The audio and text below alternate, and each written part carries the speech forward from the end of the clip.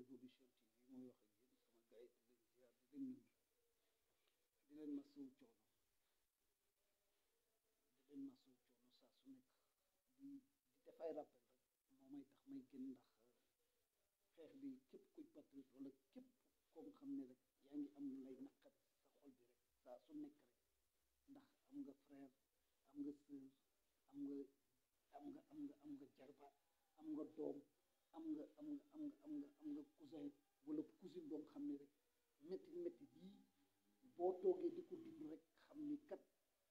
bu ñu jëlee benn mbir moo xam ni kat ñu ngi toog di ko layamee di si wax di si def di ko def un débat wala di ñu divertir ci ay détails man dama naan déedéet ndax kii tëdd dee tey dóor ko bal mu tëdd dee kii nga xam ni dañ ko jàpp bàyyi nañ ko fan yi nga xam ni moom xoolal dañ ko torture bu dul torture ba muy bi muy expliquer bi def point de presse am conférence de presse am naan essence yàllaa ko dimbali ndax ku doon vidéo moo tax sax gendarme yi bàyyi ko ñii Déthié Badji ak Fulbert Sambou ñii ñu rey leen ba seeni jabar yi dee ñun ñu toog naan dañuy focus ci lenn lu dul Macky Sall war fee jóge lu dul Macky Sall le départ de Macky Sall le plus rapidement possible avant le 2 avril c'est ça notre combat le départ de Macky Sall balaa mu fi indi une vide juridique may wax ni kat gis nga gars yi bàyyi leen ay rassemblement je salue de passage Jiji bi doon def live léegi benn femme nga fa dugg di wax rassemblement yi dafa dina ni dafa lok sama lanc moo ma tax tey bii may defar live ni à cette heure-ci maa ngi doon suivre bàyyi leen ay autorisation de rassemblement parce que autorisation de rassemblement Y'en a marre daan na ko def au temps de Abdoulaye Wade et Macky Sall doon nañ demander ay rassemblement di def ay podium di def ay discours yu dul jeex nañu bàyyi rassemblement nous on veut des marches même si c'est pacifique des marches qu'on mobilise les gens d'un point A à un point B c'est ça la vérité pour la libération de Ousmane Sonko dans les plus brefs délais avant le 2 parce que c'est lui seul qui est capable de mener de faire bouger les choses qu'on se dise la vérité ñun on ne veut pas de rassemblement wax naa ko fi waxati ko la société civile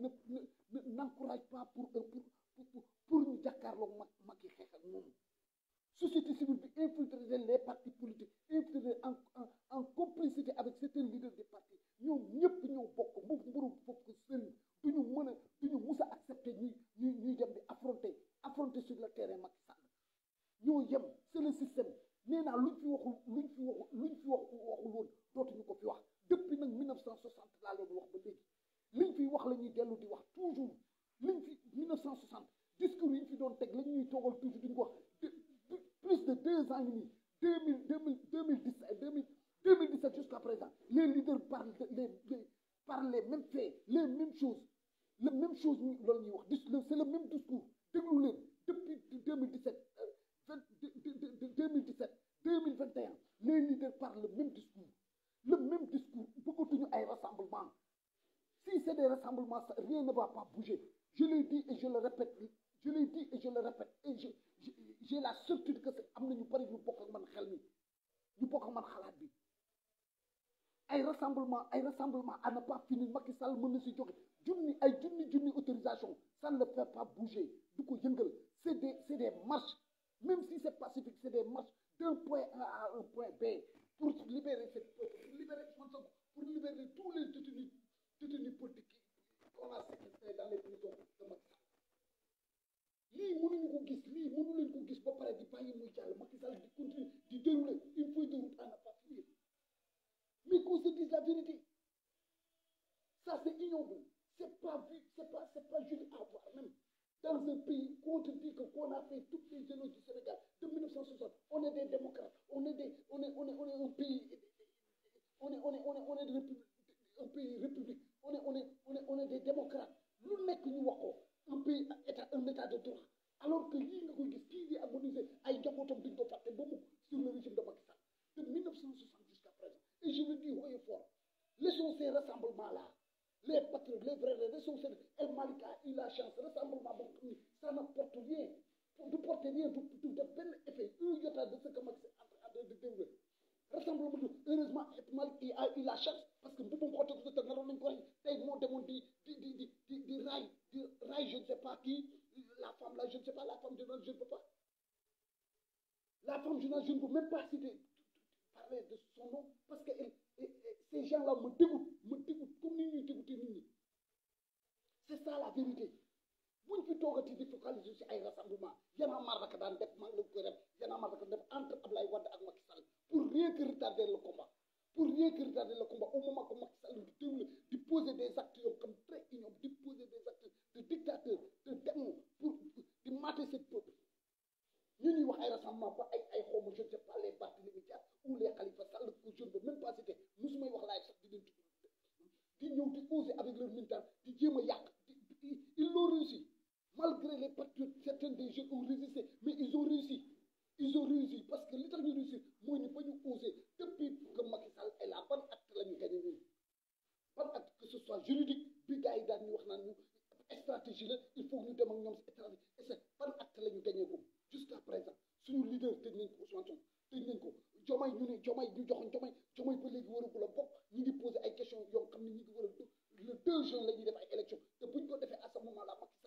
Macky Sall à ce moment quitter le pouvoir day am une vide juridique bu si am vide juridique boobu amee ñoom ñu ngi leur politique ni c'est le président de l'Assemblée qui va être le président de la République pour 90 jours pour organiser des élections et à ce moment que on va reprendre à zéro tout nous sommes là pour di def ay rassemblement pour rien que pour crier Sonko les leaders di wax de 60 jusqu'à présent li ñuy c'est le même discours 1960 ba léegi c'est le même discours 2017 ba léegi bi ñuy def la résistance 2017 ba léegi c'est le même discours le leader yor le même discours xool leen koy rien n'a changé d'un iota mais acte poser ay actes yu significatif lañ defagul à part Ousmane Sonko ko fi def à part Ousmane Sonko moo ko fi def amul kenn leader yu jël porter le combat comme Ousmane Sonko l'a porté mais on est où? Et quand on parle des rassemblements pacifiques, vous êtes là, vous n'êtes même pas nombreux, vous n'êtes même pas terrain HLM yow foofu feesul leen ko sax ba ay waa Barthélémy Dias di ñëw di oser di jéem a yàq meeting di ko jéem a yàq seen rassemblement nous voulons des marches un point A à un point B pour montrer à Macky Sall le peuple est là debout mais ça c'est pas boo leen doon fee sa terrain bi fi nekk si banlieue bi si côté yoo xam ne ça ne signifie rien la leen autorisé ngeen di dem mais tey boo leen kon on demande une autorisation place de l'Obélisque place de l'Obélisque bi Colobane wala place de l'Indépendance il va refuser parce que c'est l'effet que ça va faire au niveau national et international et vous nous emmerdez vous laissez ces gens mourir ces gens qu'on a traités de ñu torture ko toute les ñu ni ñun dañuy bàyyi la libération de Ousmane Sonko est nécessaire et je le parle et je haut et fort et de Diomaye que ce soit président ñu naan il est le deux Ousmane Sonko joxoñ naka joxuñu ko fi ma lay wax balaa nga ni naam nekk fi wax naan ko sama vidéo yu njëkkee ba ñu jàppee Ousmane Sonko séquestration 55 jours chez lui personne n'a bougé ñu jël ko yóbbu ko prison personne n'a Macky Sall a réussi qu'on se dit la a réussi tout ce qu'il li mu teg lépp mi ngi koy réussir depuis le début jusqu'à présent li mu bëggoon ci xolam mooy jàpp Ousmane Sonko tëj ko tëj na ko séquestré na ko 55 jours ñuy wax mu tëj ko tey ñu nekk fi naan ay élection automne Macky Sall n'est plus légitime on ne doit plus parler de l'élection il doit quitter Macky Sall n'est plus légitime c'est ça la vérité il doit quitter n'est plus légitime je défie kii ko Macky Sall n'est plus légitime parce que ba mu jëlee charte ndeyu réew mi salfaañu ko boobu la gëj a am légitimité pour être le président de la République du Sénégal et il ose tuer ñu ñuy wax ay conteneurs yoo xam ne 40 pieds boo xam mi ngi gàmbe ay néew fa nekk parce que si géej gi la ñu dee ñu dugg si dañ leen a rey li si kanam rawuli bët ñu ñuy focaliser si ay Maïmouna Ndour Faye une femme boo xam ne je ne sais pas c'est comme Tounkara ni ñu ko waxee de passage je le salue une femme pute boo xam ne am jëkkër am far qu'on nous parle de ces femmes là ñuy focaliser si détails yi nañu focaliser sur la libération de Ousmane Sonko avant le 2 c'est ça préparons-nous génne leen sinon suñu mënti génne mooy nañu préparer des jeunes boo yi pare nañ pour xeex mais ku porter le combat moo amul seul Ousmane Sonko pouvait le faire c'est quoi nous sommes dans quel pays des jeunes qui meurent comme ça qu'on a tiré une balle sur sa tête Fulbert Sambou Didier Badji ce jeune là qu'on a torturé jusqu'à présent ñu xëy kenn ko sans motif valable waxuñu leen dara ñun on va arrêter le combat kuy góor doo arrêter ce combat là kuy góor ku nekk kuy sénégalais vrai un digne sénégalais Sénégalais là diñ lii bu mu la daloon ay may noonu benn xaw ma lan bisaab la ñu jël xaw ma dañoo pënd loxoom bi muy car-car yi lii nga gis ko di ko comparé ak mun ba pare di def ay di médiatiser cette chose là di ko jéem a médiatiser alors que ça c'est plus grave alors que il condamne ces gens là ni kat ni booy yi nekkoon si prison bi ñoo rey ñi et il a osé parler de ce ton là ñuy accepter ça qu'est-ce que ça veut dire qu'est-ce que ça veut dire nous sommes honte il y a plus de l'honneur au Sénégal les Sénégalais xeexatuñu pour l'honneur xeexatuñu pour nous bañatuñu pour honneur mais affaire ñàkk jom la ñu commencé Macky Sall dugal ñu si ñàkk jom ak duul ak fen ak tappale qu'est-ce que c'est que ça lii nga koy comparé ak Maïmouna Ndour lii nga koy comparé ak Maïmouna Ndour lii nga koy ko Fulbert Sambou des gendarmes et un gendarme et un militaire kii ñu maltraité génn na def na point de presse ñu koy comparé ak Maïmouna Ndour di si def toole patriote di si wax di si expliquer c'est une honte pour le Sénégal et pour les Sénégalais surtout la jeunesse Sonko s'adressait à la jeunesse sénégalaise ñëpp la doon waxal mais plus particulièrement à cette jeunesse doit être conscient man jeunesse bu ñu nekkoon ne man maa ngi jàpp ni il comprend xam nañ man maa ngi naan jeunesse bi il comprend comme nañ le message de Ousmane Sonko mais jusqu'à présent je sais que y a problème le message n'est pas bien entendu je pense le message n'est pas bien entendu boo déggee man mënu faalewuma police Macky Sall faalewuma gendarmerie Macky Sall li may libérer c'est vous il faut le libérer avant le 2 c'est ça la vérité mobilisons-nous pour ça mobilisons les moyens qu'on a les cocktails même de tout je parle comme Akhenaton man je suis pour le combat parce que ce gars-là ne connaît rien d'autre qu'est-ce qu'on fait qu'est-ce qu'on nous appelle on tue des gens froidement ñu koy gis teg ko suñu bët ñu ñuy wax le cas de ba pare ñuy osé tey ñu naan ñu ay société civile musul te prôner une révolution société civile du prôner une révolution du ko prôner même si c'est Macky Sall en tant que dictateur sous la société civile ne voit pas en complicité avec certains tel que Khalifa Sall tel que ay Barthélémy Dias ak tant d'autres personnes ay F24 fipu c'est pas du ça c'est pas le fipu bi ngeen wax du lii le mot fipu c'est pas ça c'est pas se rassembler faire des discours en appartenant les Sénégalais on en a marre des discours ceux qui veulent changer ce pays on en a marre des discours sinon on change de stratégie wala d'autres discours qu'on va des discours de va-t-en-guerre pour que Macky Sall entende ça si on veut des discours de va-t-en-guerre c'est en marchant avec des discours de va-t-en-guerre d'un point A à un point B et des discours de va-t-en-guerre pour dire Macky Sall ñi ngi sa kaw boo taxaw ñu jaar sa kaw romb la dugg pare c'est ça la vérité mais ku toog jox sa morom ñu koy ayloo comme ay ñàkk xorom ñu amul benn pour on n'a rien gagné je le dis le peuple sénégalais je ne dis pas parce que pour les patriotes je dis que le peuple sénégalais n'a encore rien gagné sur ce combat il a perdu beaucoup de ses enfants perdu beaucoup de ses frères perdu beaucoup de ses sœurs perdu beaucoup à la partie et on nous dit qu'on a gagné qu'est-ce qu'on a gagné et il est là li muy wax lépp moom mi ngi koy def li muy wax lépp tout ce que Macky Sall di def na ko gis nañ ci teg nañ ci bët amul dara lu si DL Malick des responsables ànd qui donne des honneurs à des journalistes yoo xam ni c'est une honte te moom priorité muy la libération comment d'autres stades changer de façon de tic-tac changer de façon de résister comment ban gens résister la ñu war a def pour faire libérer ça qu'on nous tue nous tous qu'on nous emprunte qu'on nous accuse de force occulte qu'on nous accuse de terrorisme on s'en fout Sonko doit être libre c'est ça la vérité qu'on nous accuse de tout le dëkk bi boy c'est ça la vérité pour que Macky Sall du dëkk bi boy la parce que loolu la gëm c'est un démon il vit du sang de cette peuple lii la bëgg di rey ay nit di torturer dëkk bi kenn du yëngu bu ñu waxee ñu ne ñi ay rassemblement pacifique Y'en a marre ko commencé woon l'histoire se répète encore ñuy toog ci ay podium di taxaw di ku nekk di wax lu ñuy wax on n'a plus rien à dire ñun ñoo war di wax ñun ñu nekk ci des war di tel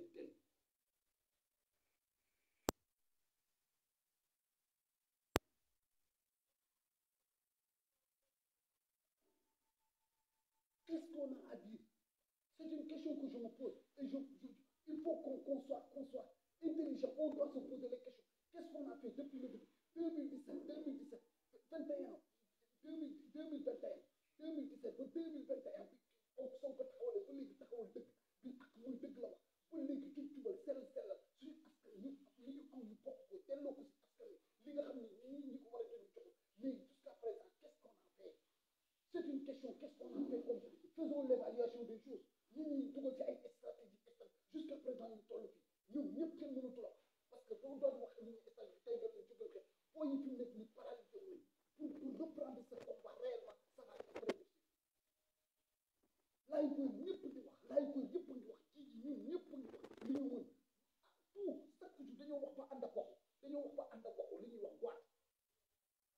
suñu baat yi métti Tounkara gis nga ko dem Boy Malika gis nga ko Khady Baro dégg nga ko dem li mu wax lépp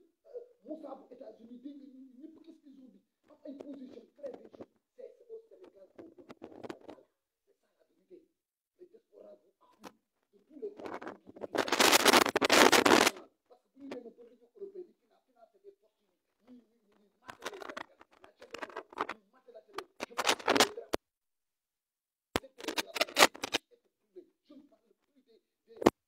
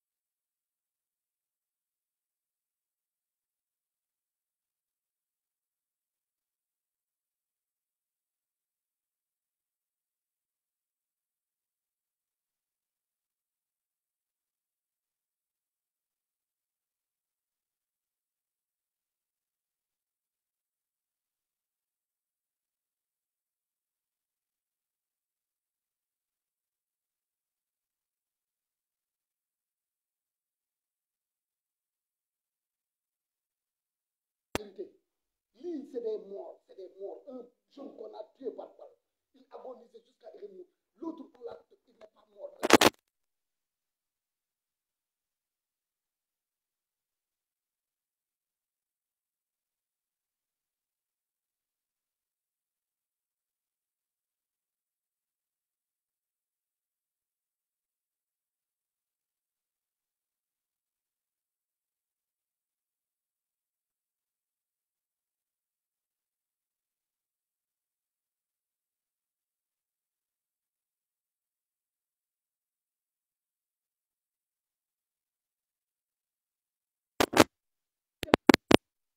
La vérité, c'est l'épicentre du combat. Foofu mooy def effet foofu mooy xoyam ñu ko ni ñuy wax foofu lay xoyam foofu la ñuy nekkee dégg toucher le cœur de Macky Sall en coupant le courant électricité dootul am Sénégal ñu wax ko waxati ko bu la ay El Malick di def il a la chance c'est tous des poltrons qui aiment que se faire voir Guy Marius quand on nous dit Guy Marius focus tey muy ñëw ci ay jabar ki dugg ci ay jagar ak ay ñaareel ak ñetteel te focus rien que pour se faire voir on ne dit pas que c'est pas un patriote c'est un patriote mais il a ñu lamb ci diaspora bi focus ñaari fan ñetti weer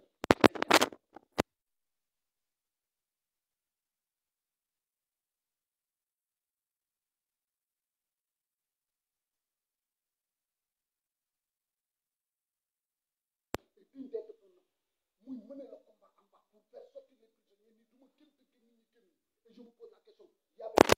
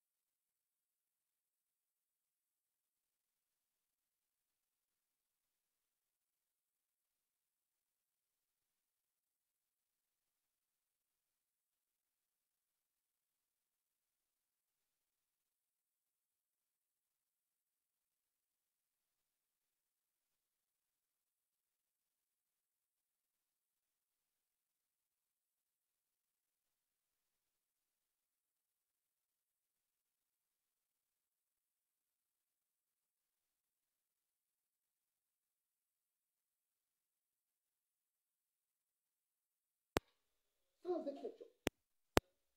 sans exception kii gën ñu di koré ba kay nar a dëkk ñu bëgg a lâché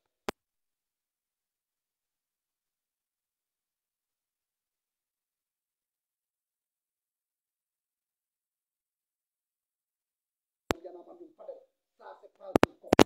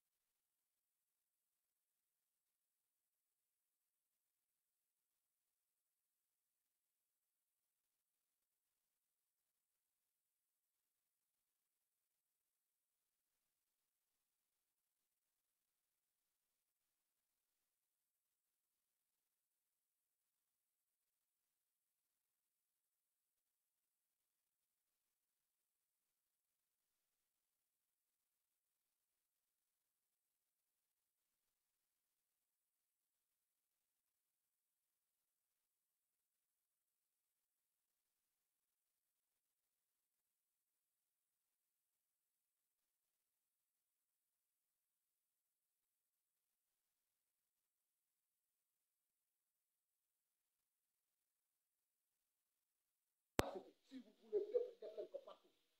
Khady Baro maa ngi lay jaar bu baax c'est une honte pour nous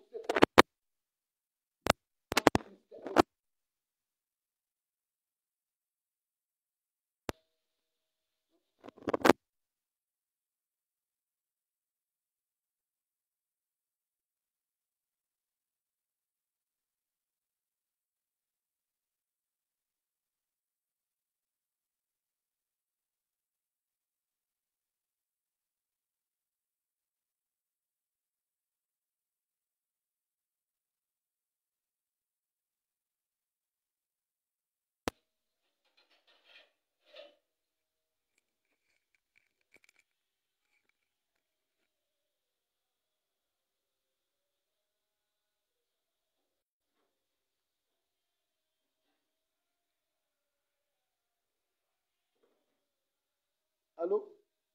Khady, il y a le son, non? Il y a du son.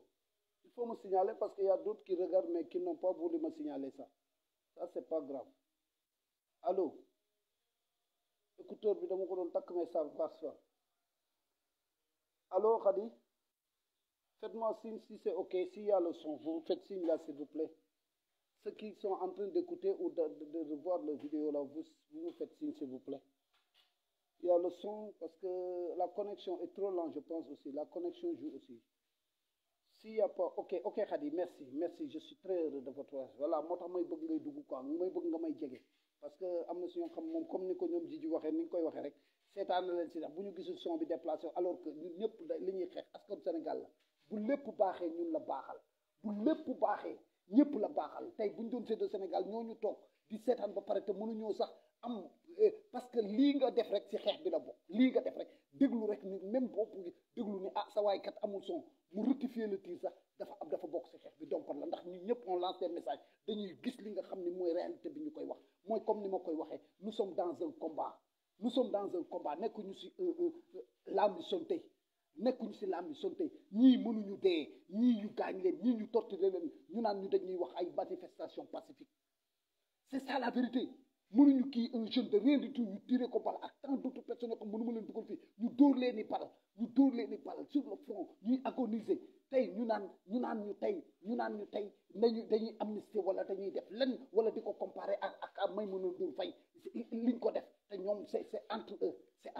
c'est ça la vérité képp ku amul xol métti lu lii jooy lii naqarlu ko di naqarlu bu man tu es une traite tu es un défaillant nga tu es une traite doo gor jaam nga ñi dee ñu indi ay Maïmouna Ndour Faye qu'est-ce qu'elle a fait rien que manger l'argent du contribuable sàcc argent du contribuable par mbay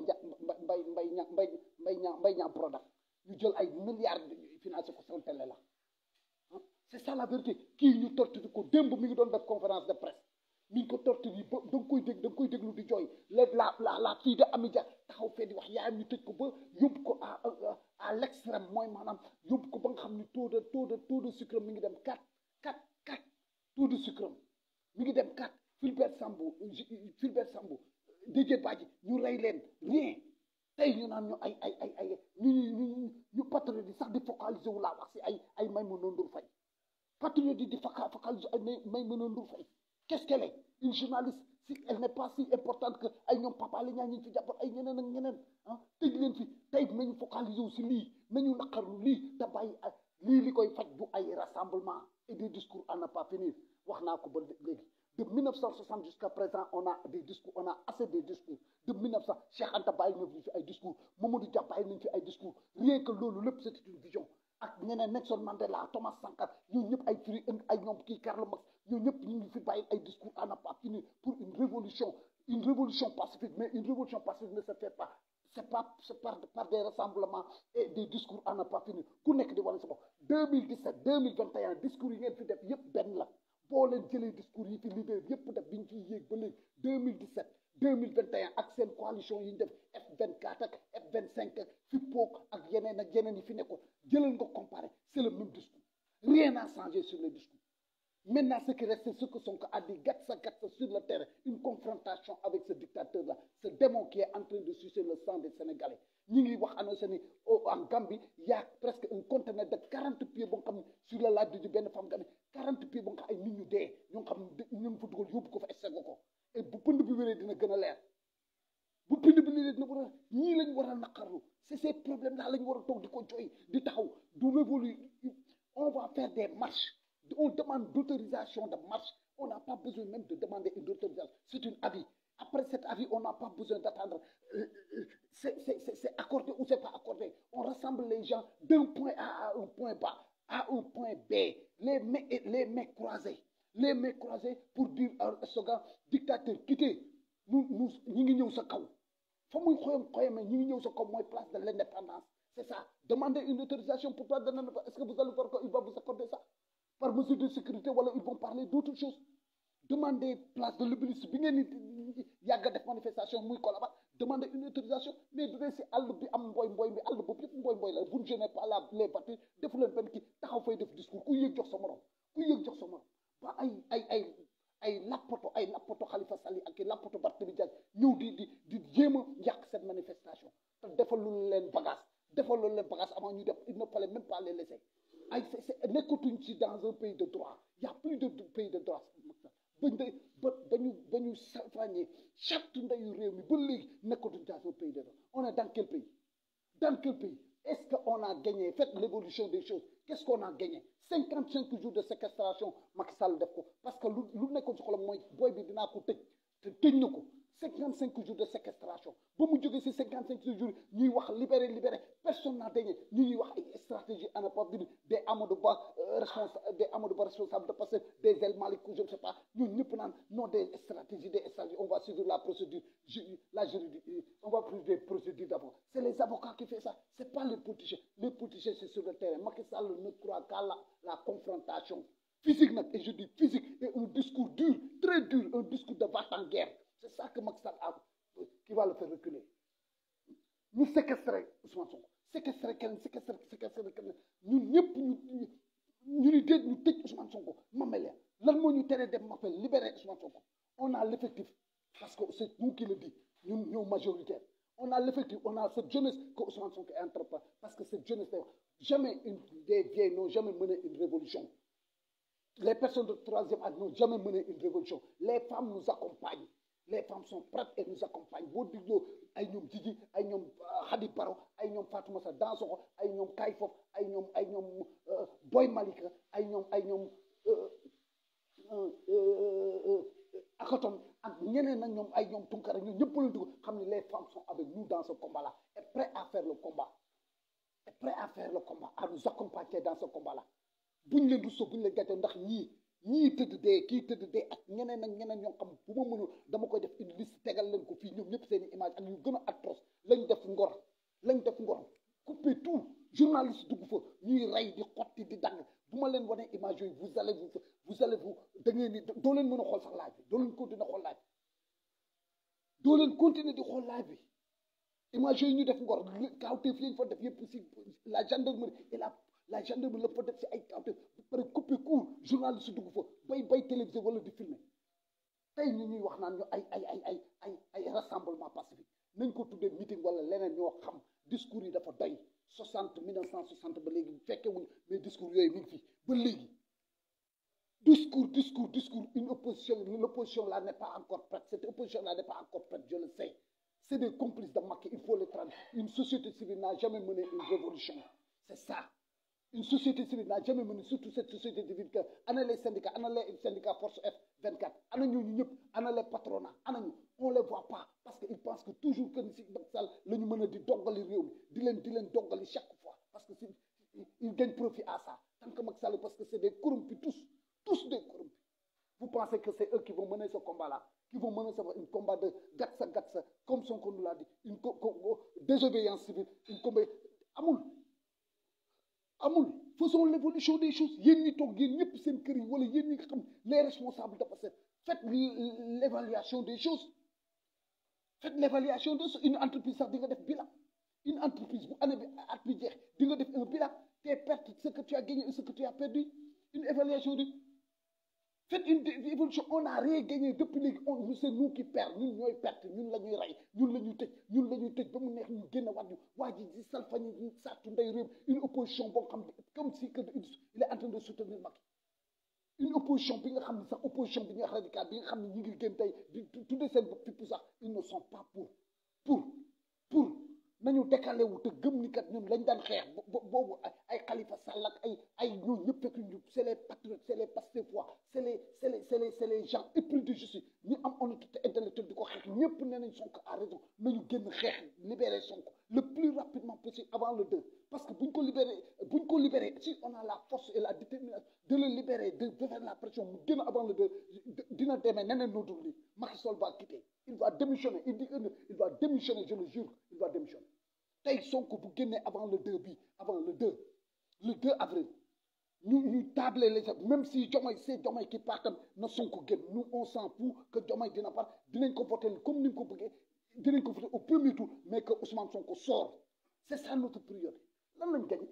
des morts des tortures ñi ngi gis ñi ngi génn ñi ñu tëj ñëpp ñi ngi génn di def ay points de presse ay ñoom Abdou Karim Gueye ay ñoom Cheikh Diagne ñëpp di génn di def une évaluation li ñu leen def tey ñu toog naan ay rassemblement pacifique. On est dans quel pays? Et vous pensez que la révolution c'est facile? Vous pensez que la révolution, il faut demander là où je suis en Tunisie, qu'est-ce que c'est que la révolution? Il y a des sacrifices à mener. Il y a des sacrifices. Et ces sacrifices-là, jusqu'à présent, nous sommes dépassés l'intégrité. Nous ici des sacrifices de Bonogunyo,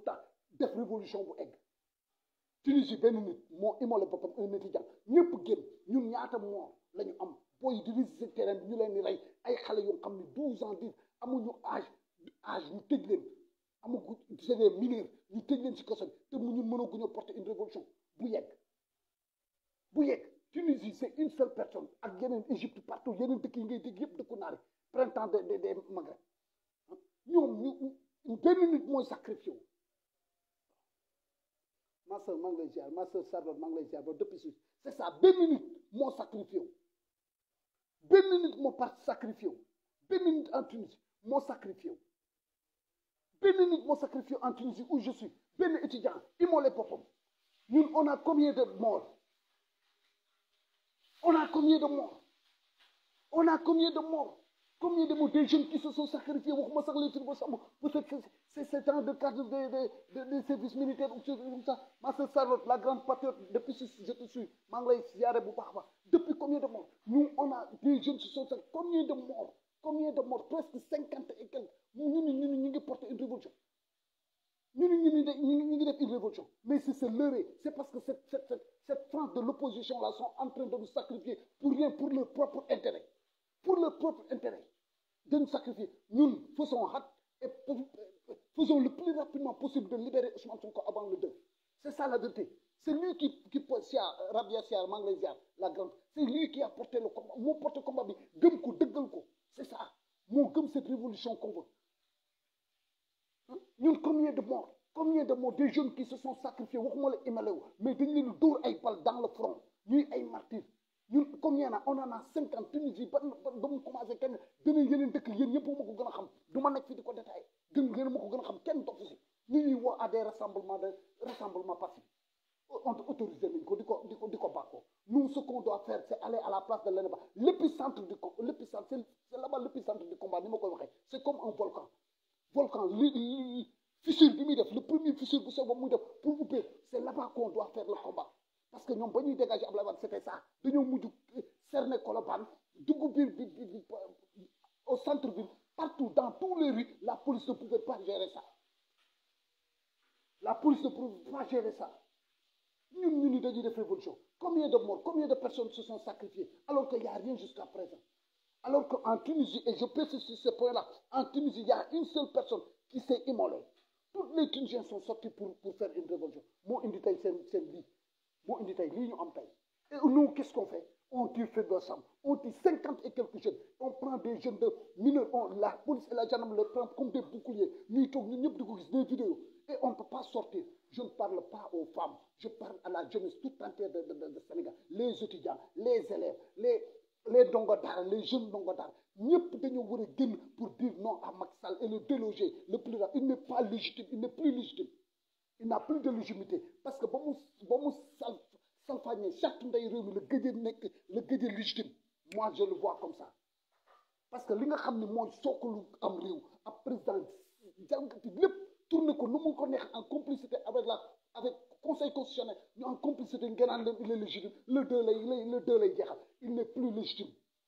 moi je le vois de cette façon il n'a plus de légitimité amatul légitimité d'être le président de la République du Sénégal on le doit le traduire pour haute trahison en complicité avec ces narcotrafiquants yi mu nekkal les soi-disant chefs religieux et coutumiers ñuy gën tey ñii on ose ay nit ñu tekkiwul dara taxaw pour des 17 millions de Sénégalais ay ñoo xam ne amuñu benn signification si koom-koomu réew di ñu jàppal date wala di proposer ay date pour le destin de toutes les Sénégalais pour le destin de la jeunesse sénégalaise presque 60% de cette jeunesse là pour le destin ñoom ñuy taxaw di ñu defal ña fa nekk 60 ans et plus sa fa nekk 60 ans et plus dund leen li ñu war a dund dee rek a leen defal ñuy taxaw di décider et que amuñu benn important bi bu ñu wax dañoo am importance ci réew mi parce que politique la nañu reste am na foo xam ñoom dañ ko war a limité wu bu fekkee dañuy woo ñoom ñu préparer des gens ci seen biir xalifa yooyu des gens très intelligents dans tous les domaines ñu indi leen ñu représenter comme jàngu bi ni muy def ndax am nañ clergé bi yëpp am nañ mais am nañ benn côté ba nga xam ne si affaire àdduna ni muy dox ak koom-koom ni muy dox ak yooyu dañoo préparer ay nit ñoo xam ñoo si war di wax ñun ay ñoo xam ne ay gëmmal dóor di jàppal dab ñu kilifa dina qui est irresponsable lu nekk jiñ nañ ko muy toog di ñu koy dégg mu jàng ay comment je peux l'appeler les gens là mooy sëriñu Dakar yi deux sëriñu Dakar yoo xam jubawuñ seen biir ku nekk fële ñoom ñoo ñuy jàppal dab ñun ñëpp ñuy teg loolu di ko gis te jóguñu xoolal def une marche d'un point A à un point B. C'est ça qui va faire bouger Macky Sall. moo koy yëngal moo koy génne une marche la ñuy defati soxlawuñu rassemblement soxlawuñu ay podium di def ay discours à ne pas finir depuis 2021 ba léegi ñu ngi def li depuis bi Macky Sall di def li muy def et il a gagné. Il faut oser le dire. Ça feuille de route, il le déroule bien, comme il le pense. te kenn mënut a yëngatu une personne seulement mënoon na yëngatu taxaw yëngal ko te au moins sax idéem boobu li mu fi bàyyi sax mu ngi yëngatu ñu ngi forcer lu ñu mën. Patriotes yi mu fi bàyyi les vrais patriotes yi mu fi bàyyi je ne parle pas des responsables de Pastef les vrais patriotes yi mu fi bàyyi yi nga xam ne gëm nañ ne affaire bi xeex la war a doon xeex la pour mu jóge fi ñoom ñu ngi def li ñu mën muy man muy Jiji muy keneen ak keneen ak jigéen ñi waaw ñu ngi def li ñu mën tey ñu ñuy toog naan ñu moi je suis accablé wallaay sama xol bi dafa jeex takk ay rassemblement passé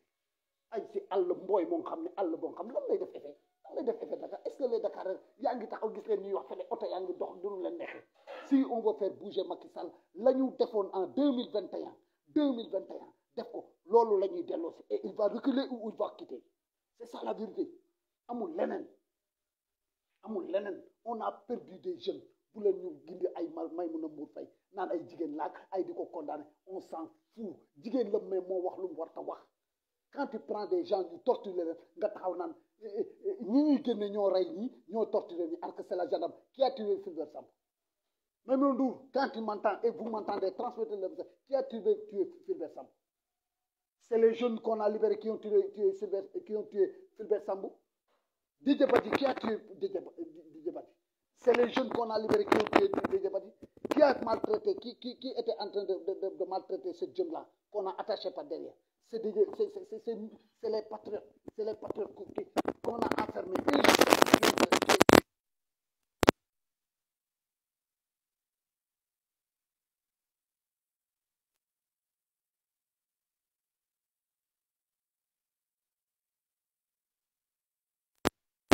Et on nous dit ay droit des femmes xaw ma lan ak lan di envoyer ay kii message si suñu poste yi naan woy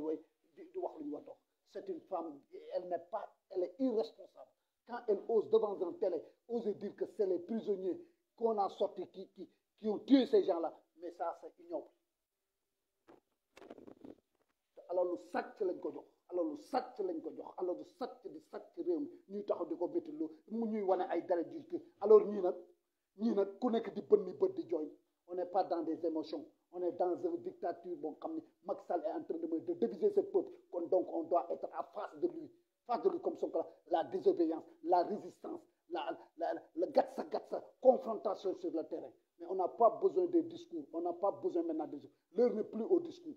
l'heure n'est plus au rassemblement l'heure est aller au palais, aller à la place de l'Indépendance, aller se mobiliser dans toutes les rues de Dakar pour déloger Macky Sall et sortir Ousmane Sonko avant le 2. C'est ça la vérité. Il n'y a pas autre chose à dire. On n'a pas besoin de faire des discours à nos peuples. C'est ça la vérité. C'est ça. Quand je fais de la, je le fais parce que je parle au fond de mon cœur. Ce que je ressens, c'est moi qui le sens. Parce que les personnes qui connaissent la prison, nous sommes tous en prison. Ils sont en prison. ba Sonko ne ñoom nañu gën ñoom kenn taxawul résister gisoo benn prisonnier même les responsables de Pastef ku taxaw ni kat man du ma gën tant que Sonko gën mais waa ji mooy ko waa ji il est noble il est le noble parmi les plus grands nobles du Sénégal kii moo am óor kii mooy xeex pour réew kii mooy xeex pour Sénégal sax pour lan kenn si ñoom si taxawul ñoom ñëpp ñuy def laay tey ñoom ñëpp ñuy gën ñoom ñëpp ñu suuf kenn taxawu si ni Ousmane Sonko bu génnul du ma gën moom moo taxaw jaay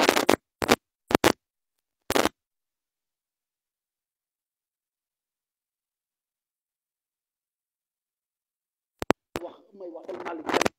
ce soit di tax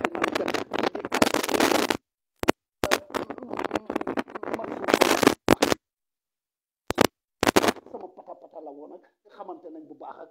di ko caresse nous condamnons vous condamnez quoi c'est ça que vous devez condamner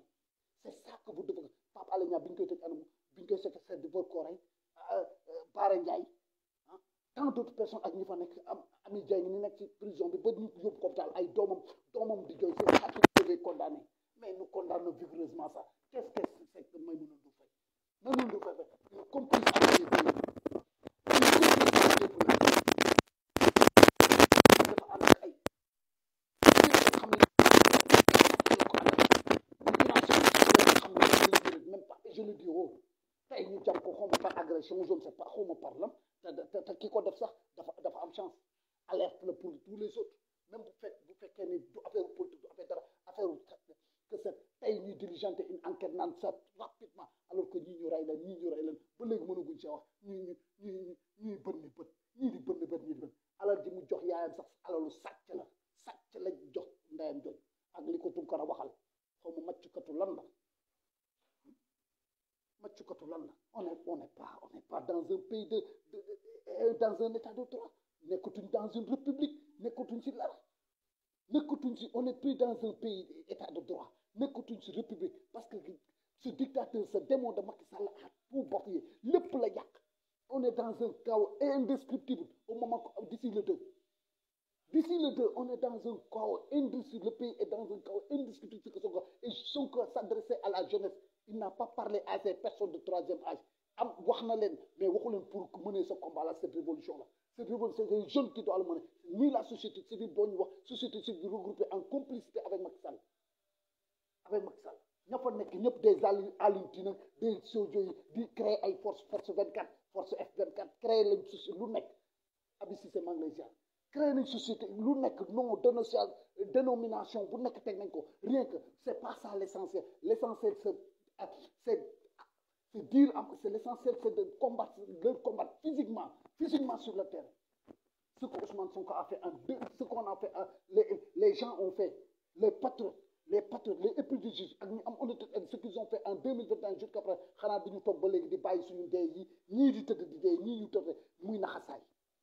on est en révolution comment on va faire des rassemblements pacifiques pour que ça soit ñuy wax révolution lay doon wala dinañ faire bouger Macky Sall wala loolu dina tax Macky Sall bouger de Yota un gars qui vit de sang un gars qui vit nit ko nga xam ni day dund ci souffrance su sénégalais nit ko nga xam ni day pour mu dund pour mu nekk à l'aise il faut muy teg sénégalais dak di teg ay jalons ba fii ñun on peut même pas capable de sortir cette jeunesse je dis cette jeunesse il y a une partie qui est sortie mais on doit encore leur sensibiliser leur encourager à sortir davantage ne plus rester dans des rassemblements pour des discours on n'a plus besoin de ça on veut faire des actions concrètes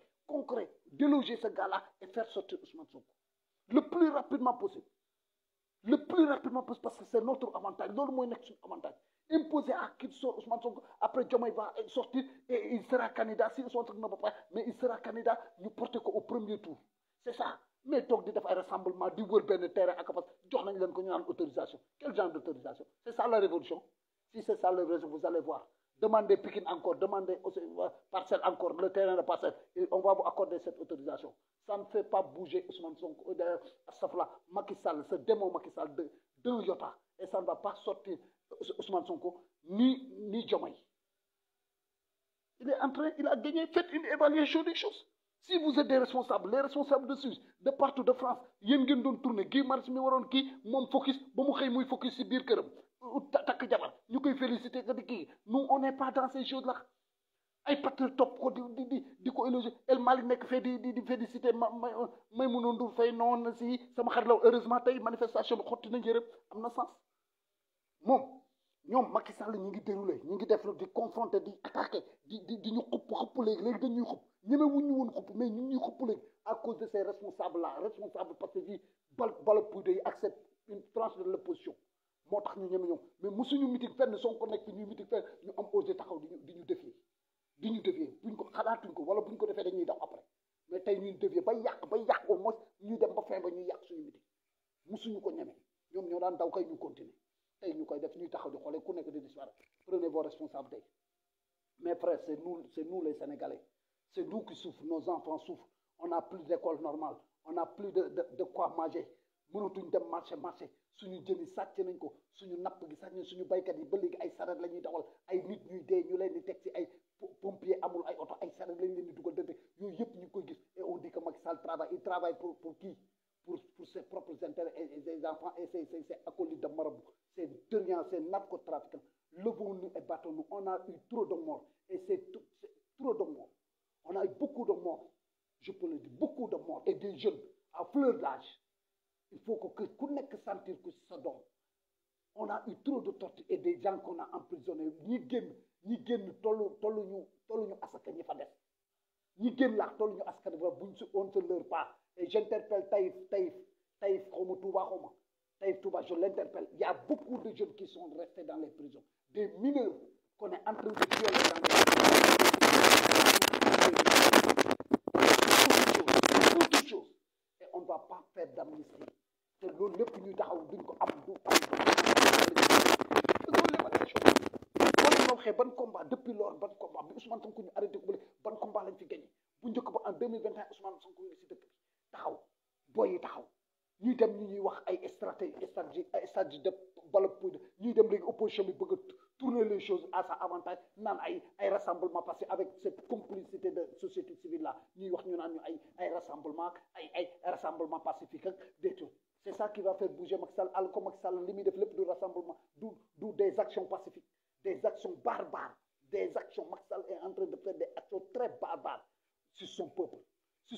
ñu ngeen ni da ngeen koy jox légitimité te mu salfaañe constitution bi yëpp salfaañe lépp chose bi da mabal lu ñuy xoolaat la Mimi Touré mi ngi koy wax si benn conférence de presse ba nga xam ne ñoom mooy seen mani bu ñu toogee conférence de presse bu ñu paree gisatoo la bu ñu wootee ñu taxaw ku nekk yor discours ils ne méritent pas de parler c'est ces gens là ces jeunes là qui sont dans les rues qui sont dans le combat et farouchement physiquement intellectuellement nekk ci xeex bi ci terrain bi ñuy jiji ñoom ñeneen ma sœur Khady Baro et tant d'autres personnes ñooñu la ñu war a jox micro ñuy wax waaw ils ne sont plus intelligents ñuy wax état de droit état de quoi que ce soit levons-nous et battons-nous vive la révolution pour le bas peuple aveuglé faisons cette révolution à cause de ces 50 Tunisie il y a une seule qui s'est immolée un jeune étudiant et tout le monde est sorti nous avons 50 ou plus de 50 de morts et personne encore n'a pas réagi et on nous parle de rassemblement pacifique de rassemblement nous demandons des marches des confrontations sur le terrain d'un point A à un point B plus de discours pas de discours ni de podium on n'a pas besoin de le slogan que Maty doit quitter avant le 2 Sonko doit sortir avant le 2 vive la révolution pour le bas peuple one love tout le monde maa ngi leen ziar